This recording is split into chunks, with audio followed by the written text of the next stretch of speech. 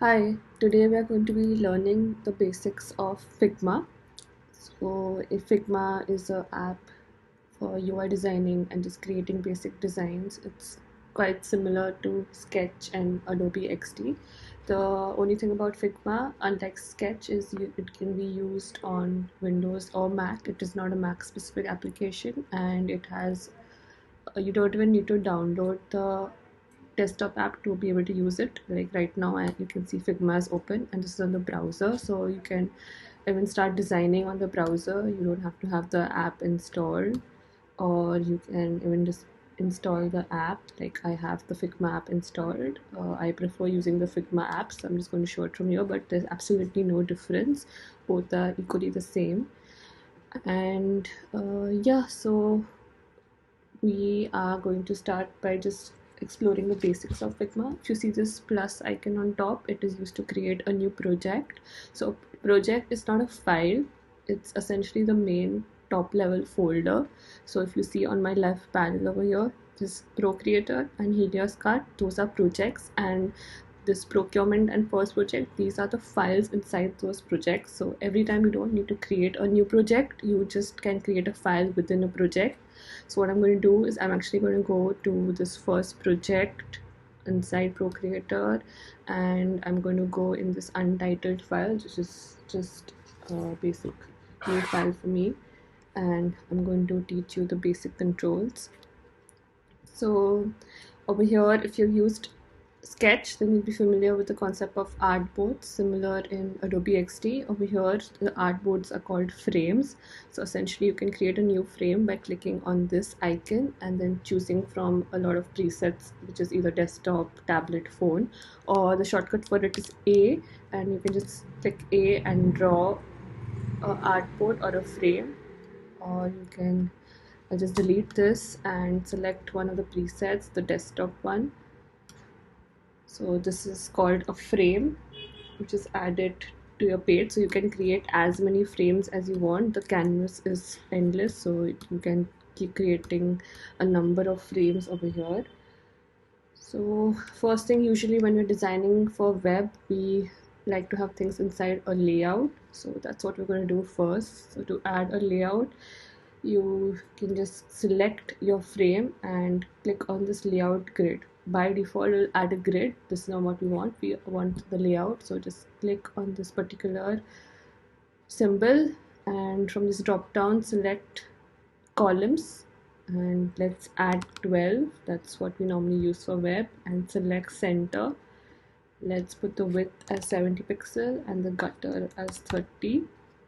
And yeah, this is according to Bootstrap, so that's how it is. And then once I create a new frame, so let's add a new frame.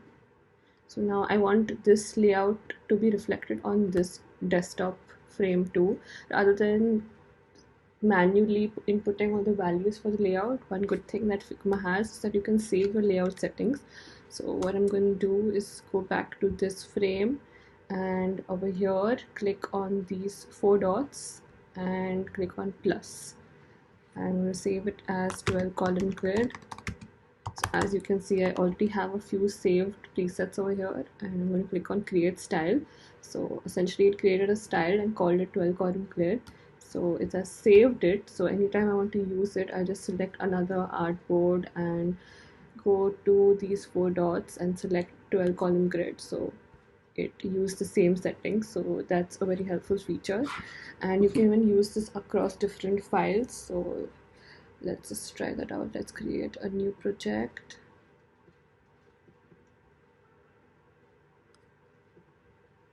and let's input a frame.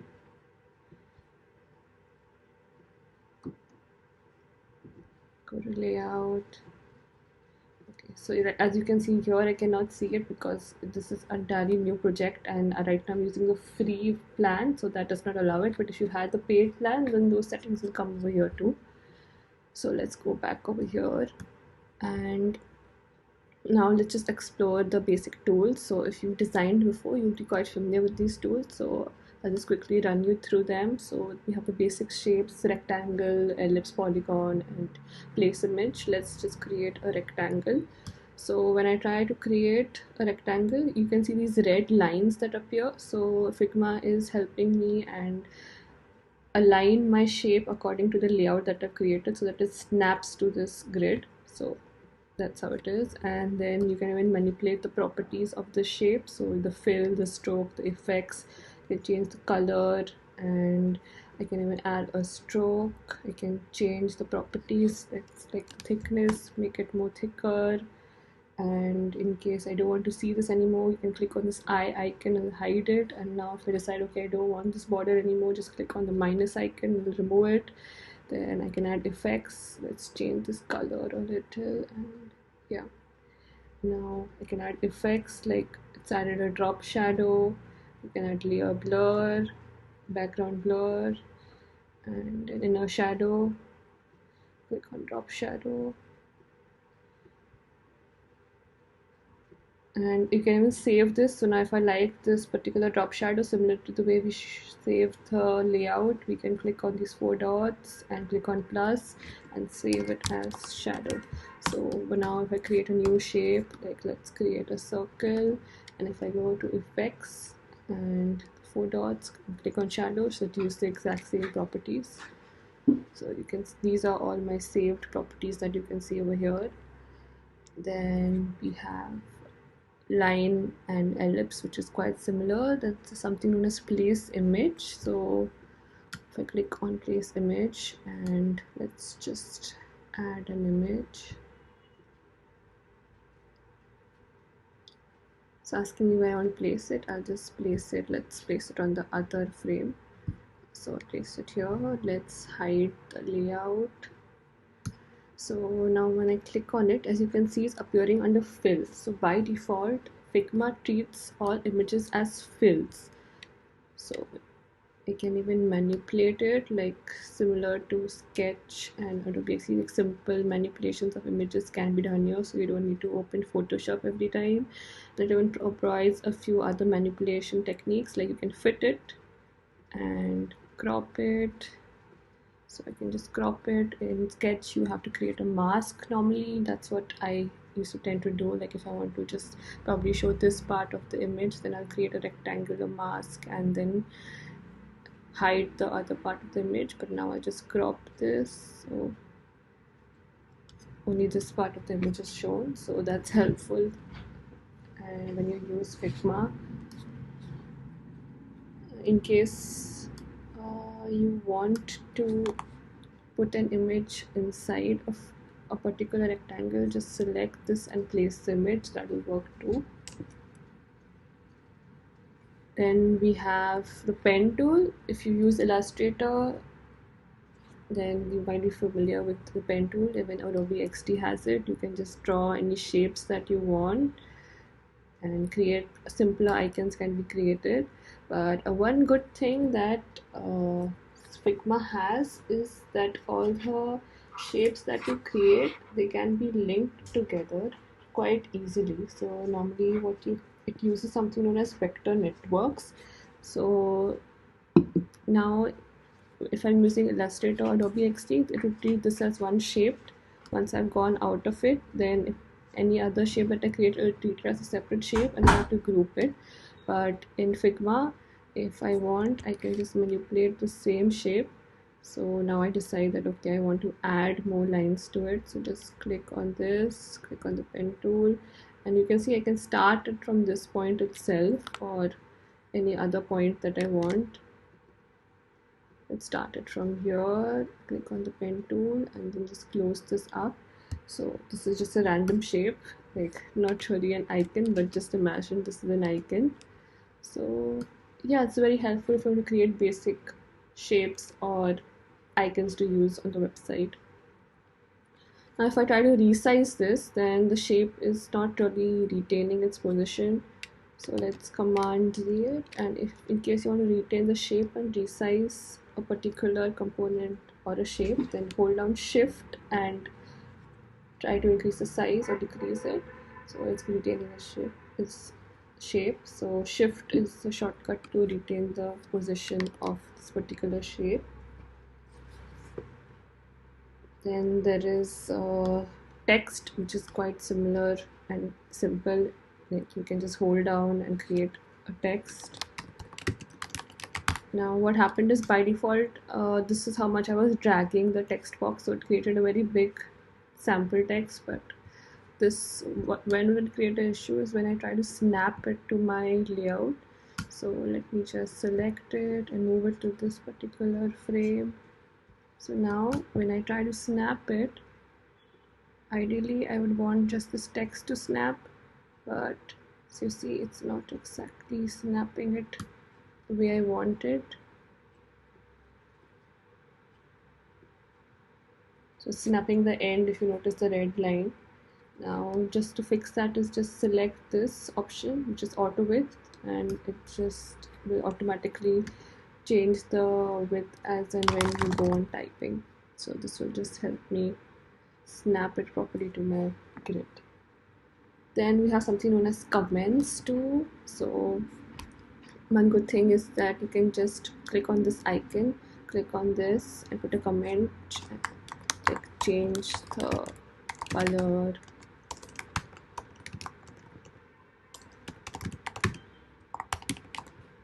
and post it. So you can see it shows my comment with the name over here. You can see comments which are posted only by you or posted by anyone. And this is really good to give feedback when you're working with the team.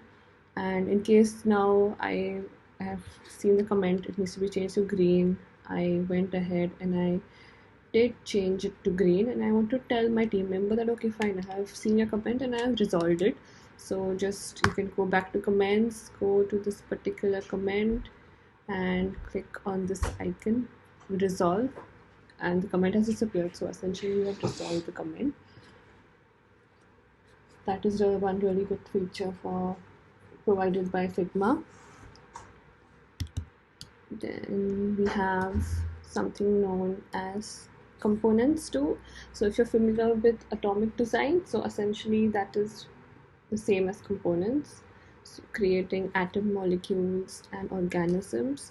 So in this I just show a quick demo of how it works in Figma. So what we're going to do is we are going to just create like a small component. Actually, let's just create this circle as a component. To create it as a component, you need to click on this icon. So now you can see the symbol for it has changed. It has this purple diamond. So essentially now this is the component. I can go to assets and access it, or even I can just duplicate it with this command C, command V.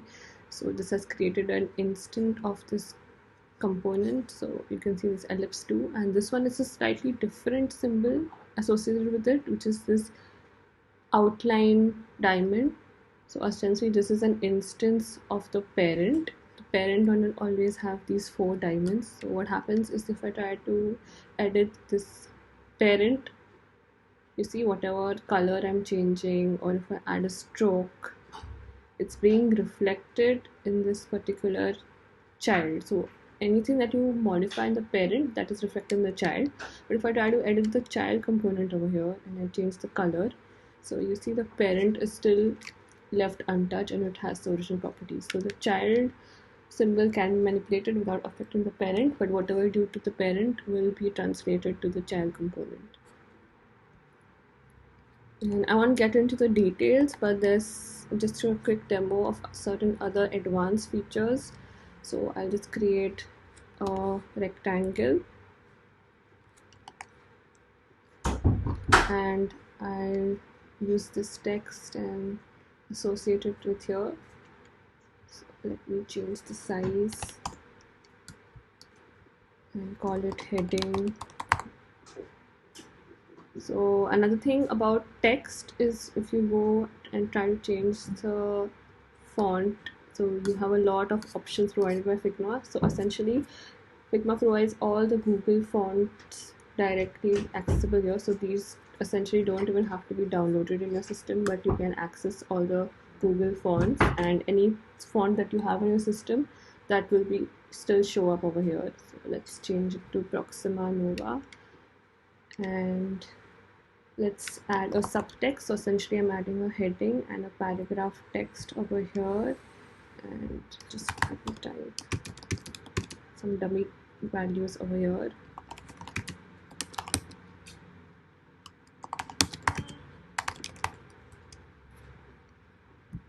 Let's decrease the size, make it 20, and I'm just going to copy this and paste it 3-4 times.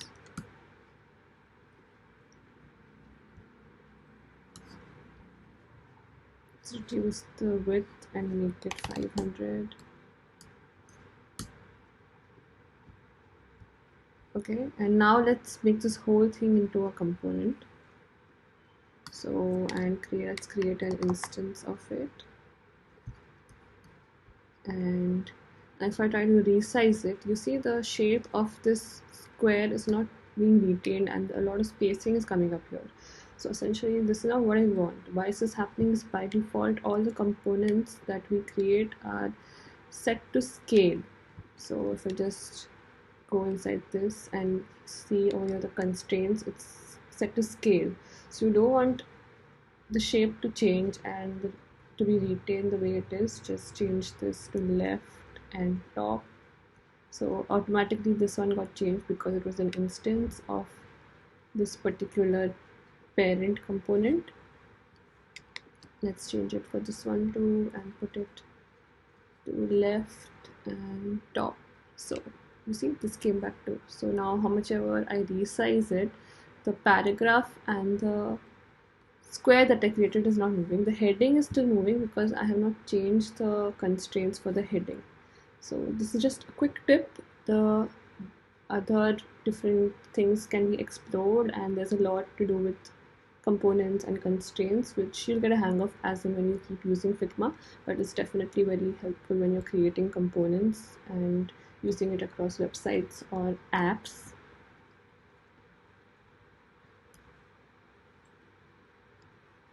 And essentially you don't need to save whatever you're doing. Figma automatically saves it, so anything that you're doing, Figma will save it. So I just pressed Command S now, so it just gave me a prompt that Figma is automatically saving my work.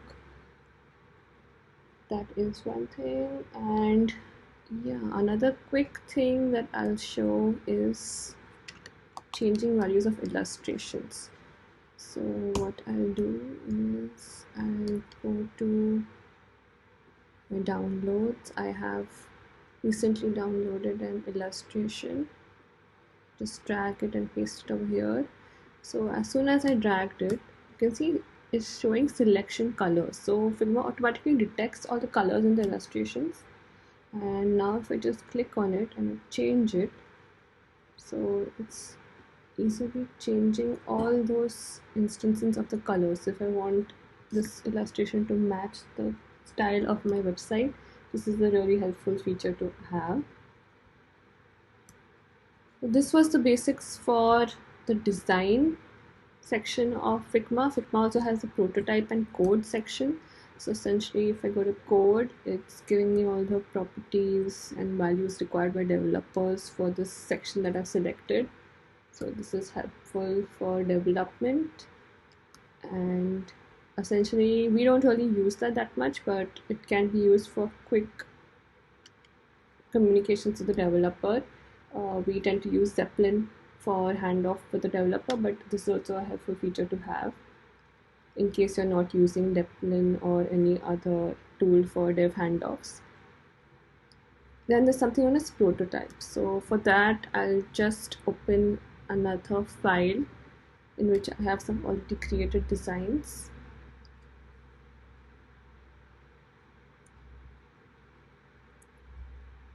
So Figma prototyping is quite similar to Adobe XD if you have used it. So let's just quickly prototype one section. So if you see my design over here, this drop down comes on power of solutions. So if I want to communicate this to the client or anyone in my team so that they don't have to individually figure out what each artboard or essentially frame does, you can prototype it. Go to the prototype tab, click on solutions, and then just create an arrow to this frame. So you can see that I've essentially linked the solution top nav element to this artboard, which has a drop down state of solutions. Now, when do I want it to be shown is something which I need to select from here. So drop downs come on hover, so I'll select while hovering. And yeah, that's pretty much it. Now let's play it to see how it works.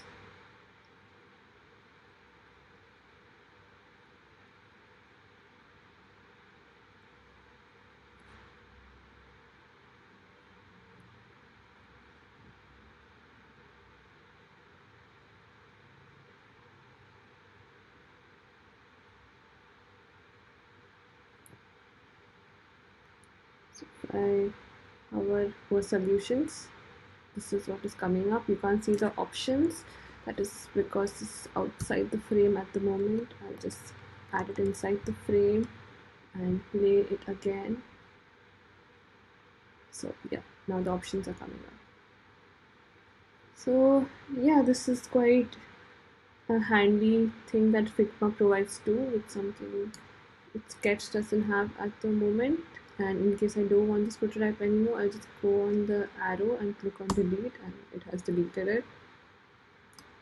So there's a lot of other things that you can use for prototyping, like a lot of different interactions on click, then on hover, on drag. You can go ahead and explore these options. Coming back to our file, so yeah, assets, essentially you would be able to see more assets here if it was linked to a library. Right now this file is not linked to a library, hence you cannot see any assets essentially over here. But if you have icons defined or other components, then they will appear over here. I'll also quickly show one file.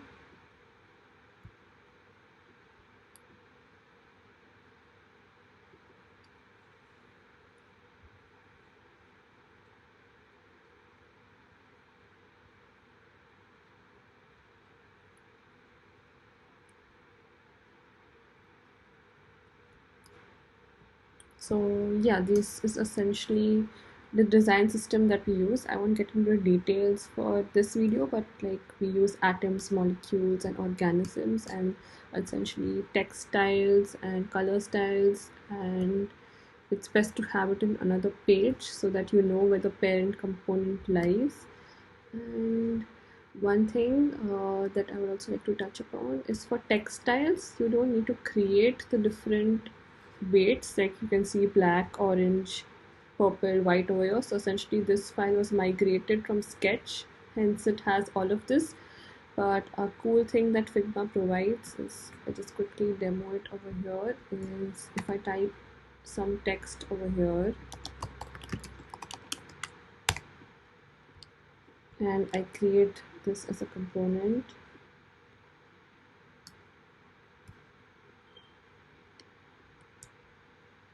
so it saved all these properties. And if I go to command C, command V, and let's also define some color styles. We'll have a red,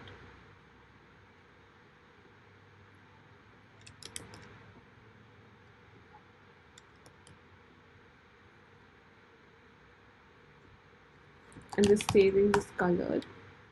And let's also create one more color.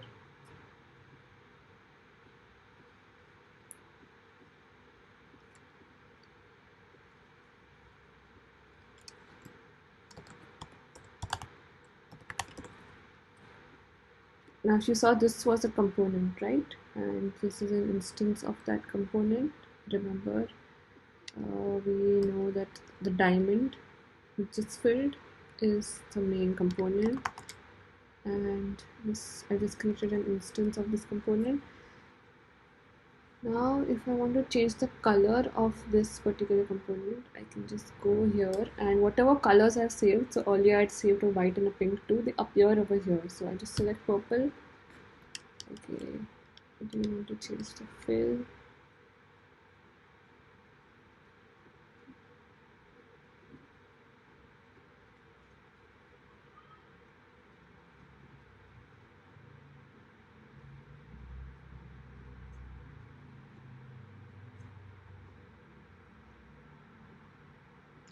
Yeah, so just was trying to find it. It's local colors here, and if I just, this eyedropper appears over on top, and if I want red, then it's red and pink.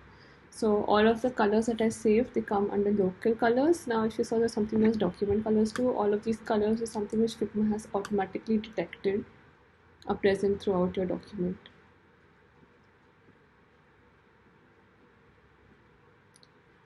So yeah, you do not need to create different color styles for all the text that you have. You can just create H1 to H6 or H7 depending on whatever font weights and hierarchies you have on your website, and then just change the color from the colors that are present on your website. That is one added feature that is available in Figma and not in Sketch.